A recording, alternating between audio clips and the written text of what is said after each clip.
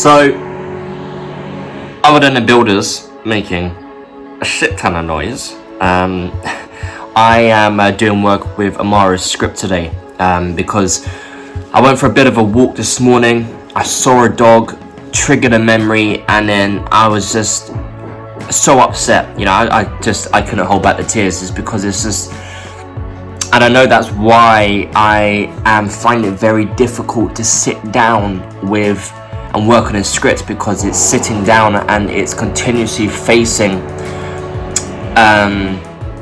Amara, and it's continuously facing her story, and it's, you know, I have a lot of guilt when it comes to her and everything, you know, and it's just continuously facing that, you know what I mean?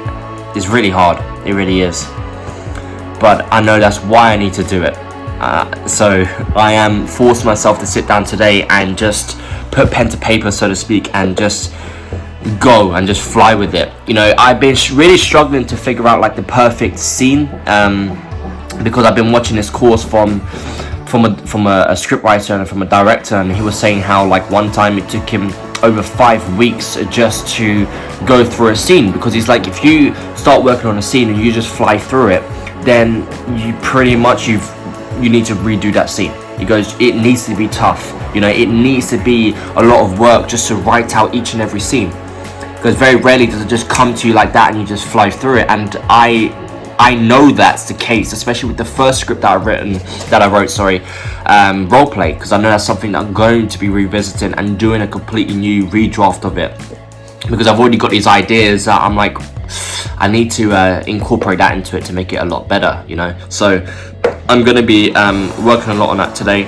I've got a really cool photo shoot tonight. It's either going to be tonight or it's going to be tomorrow morning, weather dependent. But that's going to be really cool, because we've ordered some smoke, like white smoke and orange smoke, to help with the photos. It's going to be really cool. I'm actually really fucking looking forward to it. So that's cool. Working on this. And that's the update. This is why I struggle so hard with working on the script, because I can't write this without crying, you know. But maybe that's why I need to do it, because maybe this is what I need to do to release whatever emotions that I have locked up.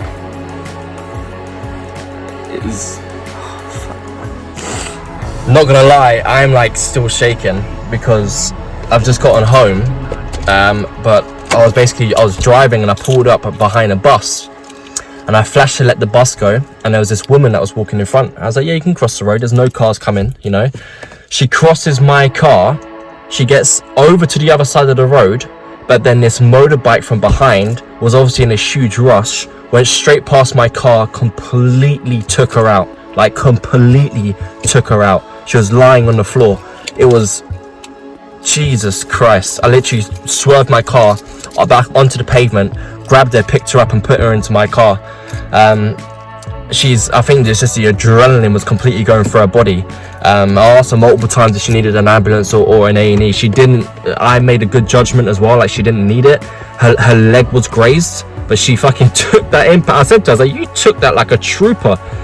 And then she was laughing a little bit. But Jesus Christ, that's never happened before, where literally someone's been taken out right in front of my car. Like, that could have gone so badly. I mean, it went bad, but considering that she literally came away from that, mental scarring of course, but with grazes up her leg and not anything worse, is a fucking miracle. Jesus. So, this is my brother's gaming room. This is where he sits in for 24 hours a day, 7 days a week, 365 days of the year. But I had to say to him, get your fucking ass out, because I want to use this to work. It's a great working environment, just chilling out in here with the door closed, just me and these walls, to basically lock myself away and start making developments on the script of roleplay. So since the last upload of the vlog, I have come back to my family home, which is in Berkshire.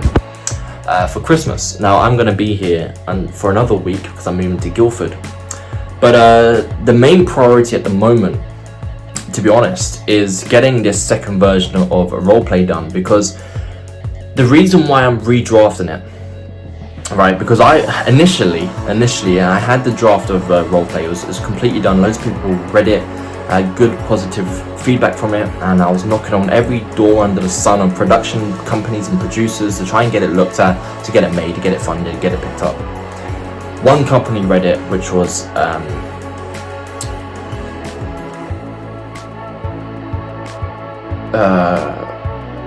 well, I've forgotten the name of the company, so I don't know. But it's a company, production company that done Peaky Blinders as well as many other shows, and they said that they like it. They like the concept of the dominance and the submissiveness of the characters, but it's not the right timing for it. So I put it to one side, and the next step was to work on Amara. Now, two things with this. The first thing is, I'm gonna be brutally honest.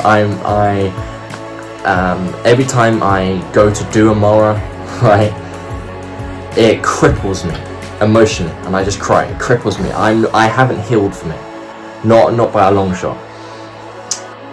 Now, that's definitely one side of the coin. I definitely have been sitting on it. But then it's very interesting that I was listening to some music. I can't remember what song it was, but I was listening to some music, and roleplay just came into my head. And I was like, let me revisit the script. So I read the script again from beginning to end, and I was like, it's missing something. Like, it is missing something. It's missing it.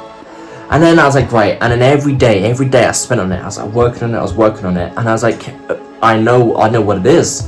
And it's the fact that I have done what most erotic films do, and it's the point where they don't focus really on the storyline. Granted, people watch films like 50 Shades and 365 because they're horny fucks, right? And they want to watch movies like that. They don't really watch it for the story. But if they can go there for the erotic, but then they are slapped in the face with a really good story, how much better would it be as an experience of watching that film? I am shaking all over the place.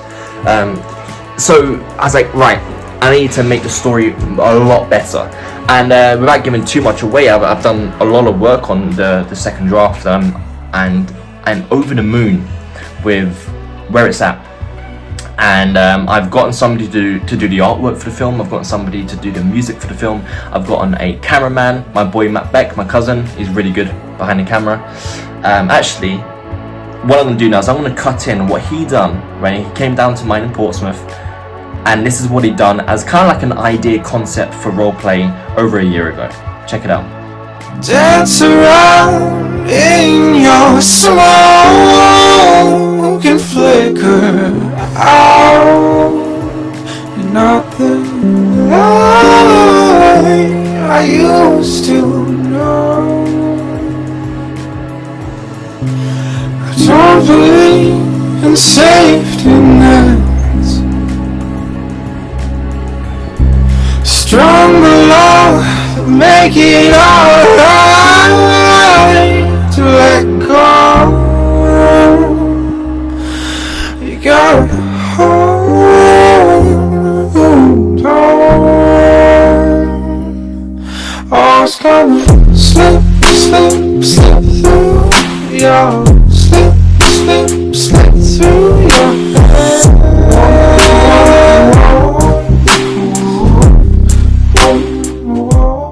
How cool was that? How cool was the guy? He's a genius. He's insane, right? And he doesn't have, at the point of doing that, he didn't have that much experience in regards to filming cinematic style videos. He's very good at doing camera work, as in taking pictures and doing like promotional videos for companies, but not doing cinematic work like that. And that was actually probably one of his very first attempts, if not second or third attempts of doing something like that. And that's how it came out. The guy's a genius. So he is going to be doing he's going to be the camera guy for roleplay. And we're going to be kicking it out very, very soon. I mean, we've just gone into a second lockdown. I have no fucking idea what's going on, but it is what it is. When it's time to do it and it's time to get it out there, then that's what's going to happen. Because also what's interesting is when I did the first version of roleplay, I was like, right, I'm only going to have the famous singers, so I'm listening to all this music, right? I only want these songs in there. My ego is like, I just want these songs, I just want these artists. So a famous artist, I'd be paying them shitload of royalties, so I don't care, I'll figure it out. And I was like, right, I want a famous producer to do it, I want a famous director to do it out, because I want these names behind it to back it up. I'm not going to do it independently, it's going to go straight to Netflix, right? Make it a Netflix original. And I was like, I want it to go like all out. But now, it's interesting, when I went through the second attempt and I'm balls deep in it now, I'm like, I don't want these big guys in it. I want my homeboys and my homegirls to be a part of this project. I want this girl who's really good at doing the style of artwork that I want to include in the roleplay. She's now in it. She's an unknown name, right? My cousin Matt, he's an unknown name, but he's going to be doing a video for it. One of my best friends, Isaac, he's an unknown music producer, but he's going to be doing the music for it, right? And we're going to film it on a very low budget. If you watch 365 again, after knowing what I'm about to tell you, you will see it. And it's very evident that 365 was done on quite a low budget, right? Comparing it to something like 50 Shades, a very, very low budget. And there's quite a few subtle clues in 365 that tells you that they didn't have a shit ton of money to film, to make that movie with, but they've done a brilliant job. So that gave me a lot of positive vibes and ammunition, really, in my arsenal to convince myself that I can do this, not on my own as in just me, but on our own as a collective of unknown people and not a lot of money, right? So that's the road that we're going to go down. So as soon as the movie script is done, I'm going to be doing new auditions, we're going to get the group together, and then we're going to start filming. I will be raising funds because we're going to need money, as well as paying for it out of my own pocket. So that's that, and that's pretty much it on the update side of things, guys. So oh, and the other thing is, I'm growing a beard, guys. Growing a beard. Becoming a man. I haven't shaved in 1.5 weeks. I've got this little coming through. I won't lie though, when I move into this Guildford place next week, I will be shaving it off because I don't want it to look like I haven't hit puberty yet. So, but I would like to have some type of beard for when it's time to start filming. So I want Edward to have a beard, but that's something I cannot control unless I start maybe injecting myself with a test, and I'll go down that road. I probably wouldn't advise it though, so I probably won't. But yeah, guys.